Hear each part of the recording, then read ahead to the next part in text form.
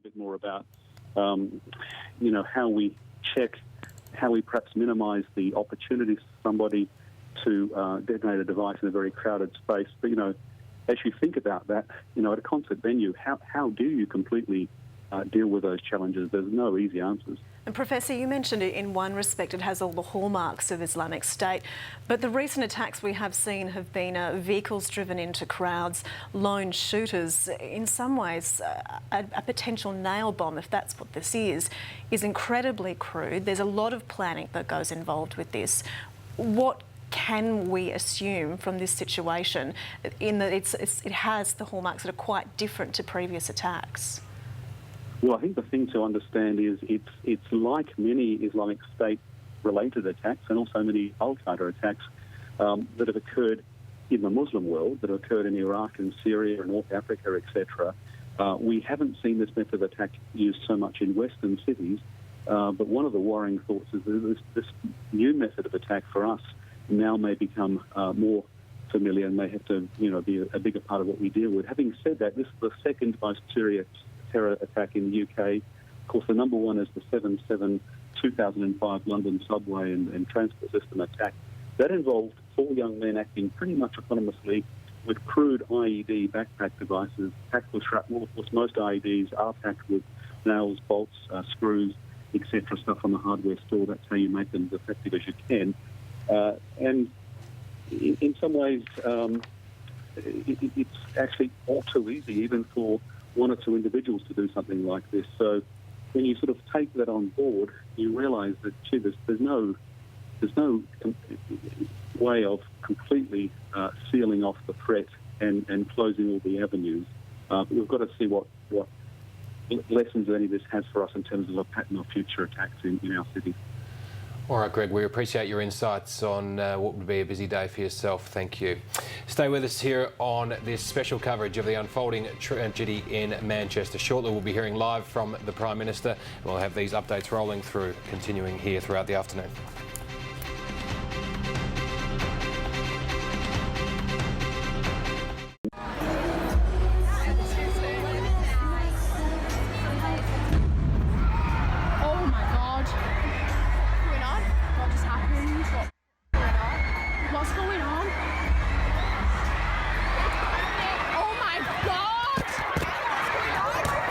That was the terrifying moment that the panic started to set in just those very few seconds after you can hear the awful thud of that explosion, which we understand was in the foyer outside of that Manchester Arena venue where the singer, the pop superstar Ariana Grande, was performing. We have some vision of her. This is her on stage during that concert. We understand probably only about half an hour or so before the explosion. The concert that she'd been staging there had just finished, and in the little bit of vision you saw before there, the people were slowly starting to move out when that explosion could be heard very clearly from just outside of the arena. Ariana Grande performing there, and she has now tweeted as well too, so let's bring that up on the screen. You can see it there. She says, "Broken. From the bottom of my heart, I am so sorry. I don't have words." And some interesting breaking news on that too, Michael. Grande has just announced that she's going to cancel her show in London on Thursday, and she suspended the remainder of her world tour. This tweet too, this message too from her management. Tonight, our hearts are broken. Words cannot express our sorrow for the victims and families harmed in this senseless attack. We mourn the lives of children and loved ones taken by this cowardly act. We are thankful for the selfless service tonight of Manchester's first responders who rushed towards danger to help save lives. Michael, for the very, for the background, we should really tell some viewers who won't know a little bit about Ariana Grande, and certainly I was one of those and had to look her up. But I mean, she's a teen sensation, a phenomenon. She's a 23-year-old who has had an extraordinarily successful career for her short time. She started out on Broadway, moved on to Nickelodeon, the US TV channel as an actress, and then broke out into become the pop sensation that she is. She's had 4 Grammy nominations. She's won MTV awards. She is a teen superstar. I've called her the mini Mariah after Mariah Carey. Her vocal range apparently extraordinary, and she is a performer. Interestingly, raised as a Catholic, but turned her back on the religion. Her brother half gay, and she's quite an activist for gay rights. Again, perhaps maybe taking a step too far, but just half brother gay. He's the half brother gay. Yes, the half brother's gay, but you know, again, a perfect target for Muslim extremists. Because doesn't it make you think even more, as one of the statements the newspapers should say online are calling it the slaughter of the innocents, because as you mentioned there, she came through Nickelodeon. They were the target today. Yeah, her fans have come through with her. These are young girls who idolised her. Then she became this pop superstar, and you can imagine. A very distinct change in tactics here from whichever group it is, whichever ideology has inspired this particular terrorist. Targeting young people. Never before have we seen this type of target going on, Michael. A sad change in tactics for ISIS or Al-Qaeda or whatever the affiliate might be. And you have some more reaction from celebrities around the world tonight? We do. They're tweeting and using social media to tweet and show their support. Nicki Minaj came out. My heart hurts for my sister Ariana and every family affected by this tragic event. Innocent lives lost. John Legend says, sending love to the UK, Ariana Grande and all of her supporters who were caught up in this awful attack. Heartbreaking. Taylor Swift as well. Quote, my thoughts, prayers and tears for all those affected by the Manchester tragedy tonight. And from Lord, every musician feels sick and responsible tonight. Shows should be safe for you. Truly a worst nightmare. Pop princess, our own Kylie Minogue, says she is absolutely heartbroken for Manchester. And Chris, as you're reading that, I'm also reading how panicked parents are taking to social media themselves tonight.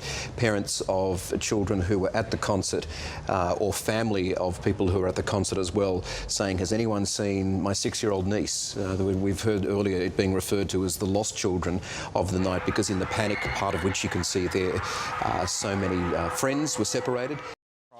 He is facing 4 charges of indecent assault. He's pleading not guilty to all of those charges. The allegations involve girls who are aged between 13 and 16 at the time, and they stem back to the 1970s and 80s. Now, the first witness that we heard... And obviously, as the authorities continue to investigate, we will have more updates in the coming hours. OK, Zane, thank you for that. Zane Nabby on the scene there in Manchester with the very latest. And, of course, Zane will be with us throughout the night in the coming hours. Thank you, Zane. Thank you, Zane.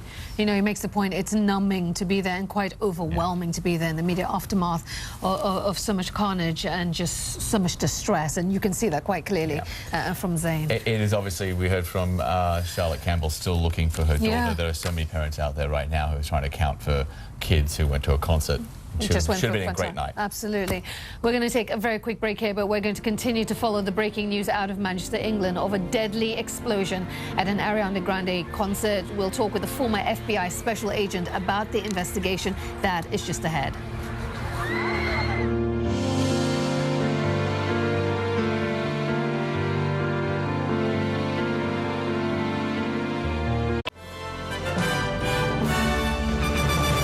Good afternoon, Janice Peterson with an SBS World News update.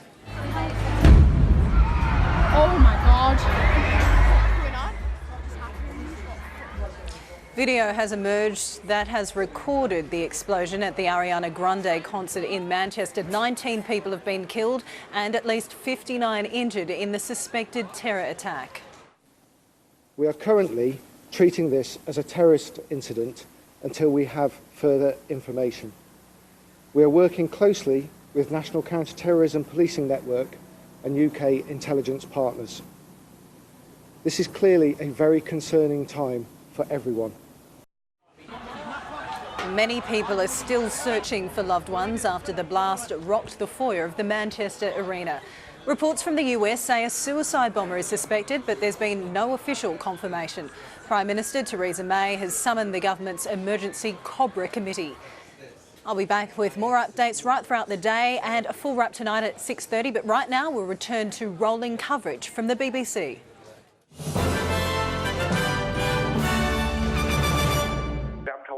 my daughter's hand and just run down the stairs. That's it. That's all she said. She was literally feet away from me. She got to the top of the stairs where the exit was and the explosion happened. And like I say, it was just one out. We just heard one explosion. Definitely heard one explosion. And like I said, I were from the explosion, and when she heard it, to getting in my car, it were seconds, because I were parked literally 10 foot from the exit, from the door, on New Bridge Street, right from the door. I were parked literally across the road from the door. So there were, you know, she didn't have time to react. She literally grabbed my daughter's hand and saw all the people screaming. And she, you know, as soon as the explosion happened, my daughter started screaming, she said, and started crying. So she grabbed hold of her and just literally run down the stairs with her and got away. But they knew something wasn't right. They definitely knew something wasn't right. They weren't sure what it was, but they knew they said something wasn't right. Well, that was a very anxious but relieved at the same time Imran talking to Karen a little bit earlier. The Prime Minister, Theresa May, has sent her condolences to the victims and those injured in this attack, as has Jeremy Corbyn, the leader of the opposition. The UK is in the midst of an election campaign at the moment. That has been suspended while the police investigation and while the police try to piece together what exactly happened.